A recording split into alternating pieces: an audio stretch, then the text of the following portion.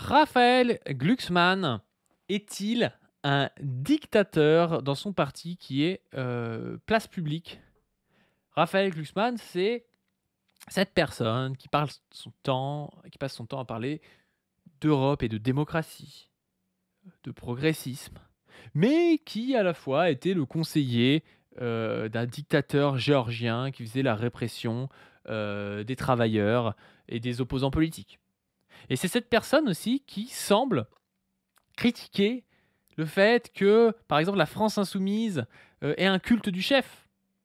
Bon, je veux bien, c'est vrai que Mélenchon, il est, assez peu déboulonnable à la France insoumise, mais à la France insoumise quand même, on a réussi à mettre en avant, c'est pas Manuel Bompard, Mathilde Panot, Clémence Guettet, Antoine Léaumont, Delogu, Daniel Obono, enfin plein de gens en fait. Plein de gens ont été mis en avant par la France insoumise et c'est quand même compliqué de venir dire ça quand, tu as un parti fait autour de toi. C'est-à-dire que Place Publique, c'est quoi? C'est Raphaël Glucksmann. Dans la tête de tout le monde, c'est Raphaël Glucksmann. Alors on pourrait dire que oui, le parti est jeune et puis ça a été voté démocratiquement. Eh bien, il semble que c'est plus compliqué que ça. En tout cas, Mediapart a fait un article à ce sujet et j'ai envie, qu'on le lise ensemble et puis qu'on puisse le commenter parce que ça m'intéresse de savoir si oui ou non, Raphaël Glucksmann applique la démocratie dans son parti quand il critique, les autres partis et quand il est pour une, France démocratique, une Europe démocratique et qu'il appelle à, parfois même, intervenir dans d'autres pays qui ne seraient pas assez démocratiques ou des choses du style. Est-ce qu'il applique ça dans son propre parti? Allez, c'est parti. Ça fait beaucoup de fois parti. C'est que je suis comme lui. Lui, il parle de clair tout le temps, moi je dis de parti, quoi. Allez, chez Place Publique, la démocratie est, privatisée. Ça s'appelle comme ça l'article de Mediapart, c'est par Sofiane Horus Boudjema. Alors que le parti de Raphaël Glucksmann tient son congrès à Paris ce week-end, les critiques autour de sa gouvernance se multiplient.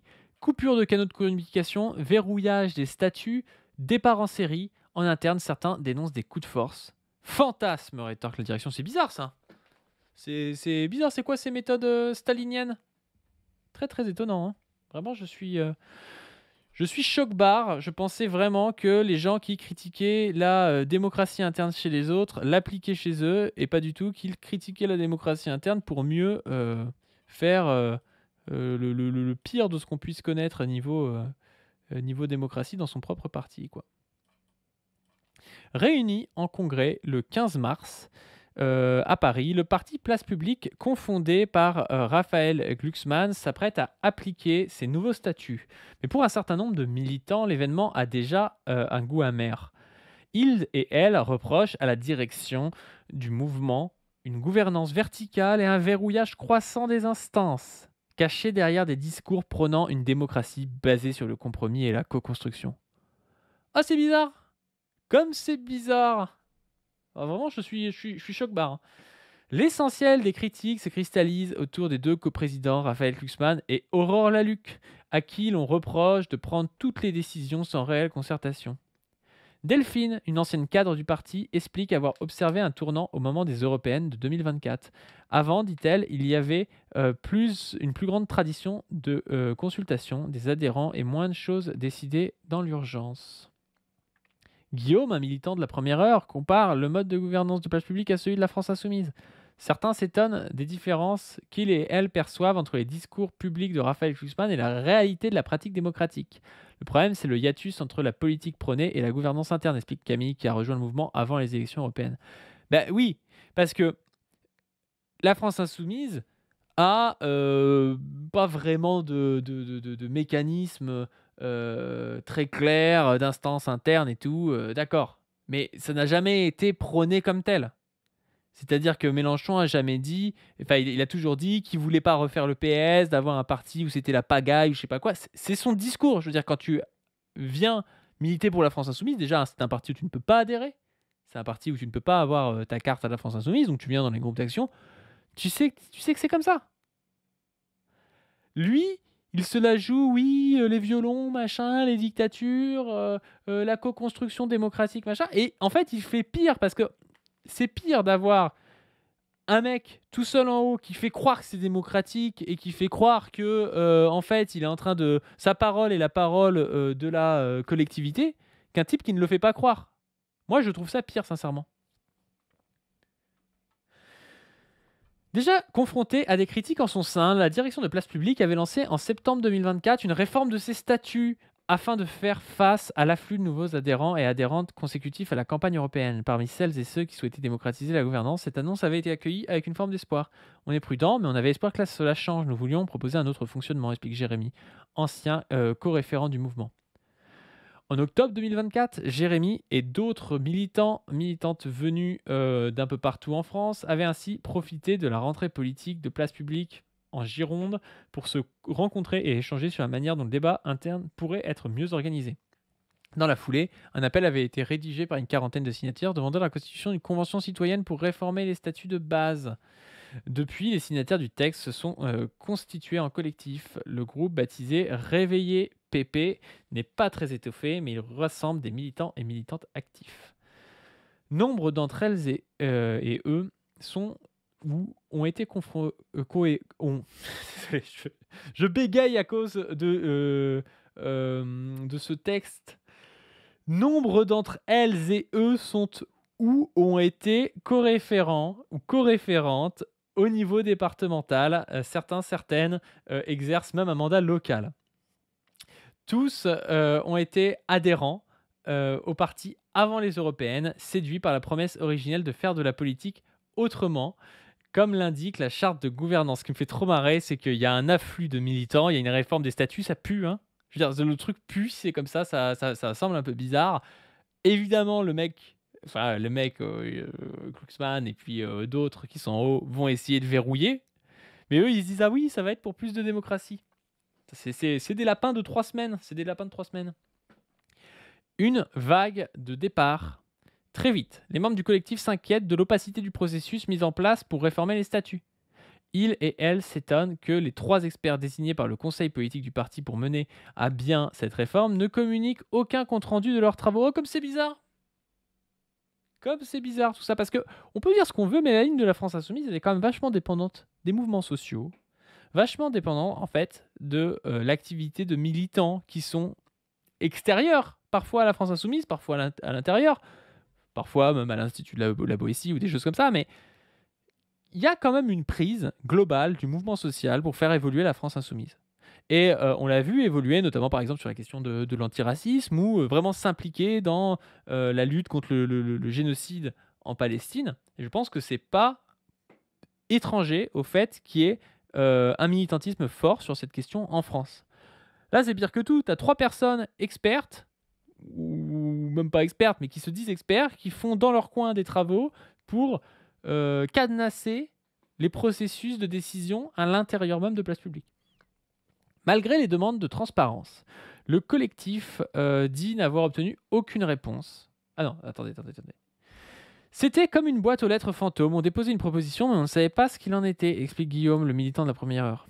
Malgré les demandes de transparence, le collectif dit n'avoir aucune réponse de la part de la direction du mouvement. Nous avons alerté sur le fait que la méthode proposée conduirait Place Publique à une crise de gouvernance sans précédent, affirme Jérémy, co-leader de Réveiller Place Publique.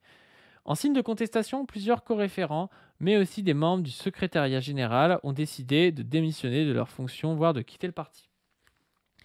C'est notamment le cas d'Anaïta David, jusqu'alors co-référente nationale Place Publique, jeune, qui a annoncé son départ à mi-décembre 2024. Les décisions stratégiques étaient prises sans aucune concertation des adhérents. Il y avait un manque grandissant de démocratie interne, dit-elle à Mediapart. Elle pointe aussi une différence entre les décisions politiques de la direction et la promesse d'union de la gauche qui avait motivé son engagement. En introduction de la réunion, Raphaël Glucksmann s'est dit fier que Place Publique, contrairement à d'autres, ait su entamer un dialogue sur la manière dont il se structurera. Quelle blague! Et en plus, la meuf, elle adhère à Place Publique et elle se dit oh non, mais il est pas pour l'union de la gauche. Mais sincèrement, moi je veux bien être gentil avec toi, Anaïta David, mais tu adhères à Place Publique, tu croyais qu'il allait faire l'union de la gauche. Si tu adhères à Place Publique, c'est pour militer pour Glucksmann qui pense à sa gueule. C'est pas pour militer pour l'union de la gauche. Qu'est-ce que c'est que ces conneries? Enfin vraiment, mais les gens, mais. C'est ouf, quoi. C'est... En introduction de la réunion, Raphaël Glucksmann s'est dit fier que Place Publique, contrairement à d'autres, ait su entamer un dialogue sur la manière dont il se structure. Joe Spiegel, membre fondateur du parti, connu pour son concept de démocratie-construction, a quant à lui salué les statuts des militants. Qu'est-ce que c'est bidon. Mais pour certains et certaines adhérents adhérentes, les espoirs sont douchés dans la seconde. Une toute petite partie des propositions formulées par le collectif ont été reprises. Certaines clauses ont été vidées de leur substance, déplore Jérémy. La réforme des statuts verrouille l'appareil politique, selon Jérémy. In fine, on est assez nombreux à faire l'analyse que la réforme des statuts verrouille l'appareil politique, poursuit le militant. On aboutit à une multitude de structures qui éloignent encore davantage les instances nationales des sections places publiques départementales, avec un pouvoir absolu réservé au coprésident. Comme c'est bizarre! Ah vraiment, je suis très très étonné, hein. Je pensais que Raphaël Glucksmann, l'ancien conseiller d'un dictateur, allait être un très grand démocrate et laisser sa place parfois si le collectif le voulait. Vraiment, je suis très étonné, moi, hein. Interrogée par Mediapart, la secrétaire générale du parti balaye ses critiques, évoquant au contraire une gouvernance mieux articulée, plus transversale et démocratique. De nouveaux statuts ne sont pas un verrouillage, mais au contraire un élargissement démocratique, fait valoir Pascaline Lécorché. Ils garantissent une représentation renforcée des territoires et des jeunes et des militants à tous les échelons du parti. Ces avancées, loin d'être un durcissement, sont une réponse directe à la croissance de notre mouvement qui rassemble aujourd'hui plus de 10 000 adhérents. Selon la secrétaire générale Place Publique, les critiques sur une prétendue verticalité relèvent du fantasme. C'est marrant comme on est passé de militants à adhérents. Je veux dire, 10 000 adhérents, je pense que ça veut dire qu'il y a 10 000 personnes qui reçoivent leur mail, hein. Mais il y a, s'il y a 300 militants à Place Publique, c'est le toit du monde, hein. Il y a pas 10 000 militants à Place Publique, mais jamais de la vie, quoi. Jamais de la vie, hein. C'est des gens qui reçoivent des mails, c'est sûr et certain. Ils ont cliqué dans la story de Raphaël Glucksmann sur « Je suis intéressé par des mails pour savoir combien de milliards il faut mettre en plus pour envoyer des armes ». Et les gars, ils en sont là, hein. Ça va pas plus loin que ça, hein. Pascaline Lécorché se félicite en outre du processus démocratique mis en place pour réformer les statuts du mouvement. Un processus qui aura duré près de 6 mois, poursuit-elle, en interaction avec l'ensemble des adhérents et des instances, faisant appel à des experts externes choisis pour leurs compétences. Et de conclure, ces nouveaux statuts ont été salués, notamment par des membres fondateurs de Place Publique, ont été adoptés par 93% de nos adhérents. Puis ça doit être 93% des votants et ils ont fait voter 15% des gens. C'est toujours des trucs comme ça, c'est des douilles. C'est des douilles. Ne nous faites pas croire que c'est pas douillé votre truc. Et en plus de ça, pourquoi est-ce que tes statuts seraient choisis par des experts extérieurs au parti? C'est quoi cette illusion de neutralité de teubé, quoi? Enfin, jamais de la vie, ton parti doit faire ses statuts par des gens extérieurs à ton parti. Ton parti représente la vision du monde, d'une certaine classe sociale, de certaines personnes, des adhérents. Il y a un truc organique dans un parti, ça représente qui vous êtes, ça représente pas des experts extérieurs où Glucksmann leur a dit vas-y, essaie un petit peu de serrer la vis, quoi. C'est pas ça normalement, enfin n'importe quoi, hein. Les nouveaux statuts de place publique ont été en effet largement adoptés le 23 février, mais dans les faits, moins d'un tiers des adhérents ont en réalité participé au vote. Bah voilà, je vous l'avais dit, c'était évident, c'était une évidence, j'ai pré-shot. Sur les 8564 personnes encartées depuis plus de 3 mois composant le corps électoral, seuls 2696 se sont exprimés ce jour-là. Si seulement 186 adhérents ont voté contre l'adoption, le chiffre est pourtant décrit comme inespéré au vu des difficultés qu'ils ont eu à communiquer, analyse Guillaume. Non mais attendez, en plus... Enfin, ouais d'accord, il y a des gens qui ont vraiment adhéré, d'accord, il y a vraiment des gens qui votent, mais je pense que le militantisme est quand même loin de ces gens-là, hein. Fermeture de la boucle Telegram. Dès le lendemain, la direction du mouvement a pris une nouvelle décision que certains ont interprétée comme un coup de force. Fermer la seule boucle Telegram nationale du parti créée en 2022. C'est Pascaline Lécorché qui l'a annoncé, aussi 600 membres de la boucle de communication en question. Le conseil politique de Place Publique a décidé à l'unanimité de fermer cette boucle, a-t-elle écrit, invoquant des dérapages qui ne permettent pas de créer un lieu d'échange serein. C'est toujours pareil. C'est toujours pareil. Ça, c'est vraiment le truc. C'est pour ça qu'il faut vous méfier quand on dénonce de la violence ou je sais pas trop quoi, des dérapages, machin. C'est toujours... faut toujours se demander ce qu'il y a derrière. Parce que oui, toute boucle Telegram peut y avoir un con qui fait une blague de merde ou qui engueule quelqu'un ou qui tient des propos qu'il faut pas tenir.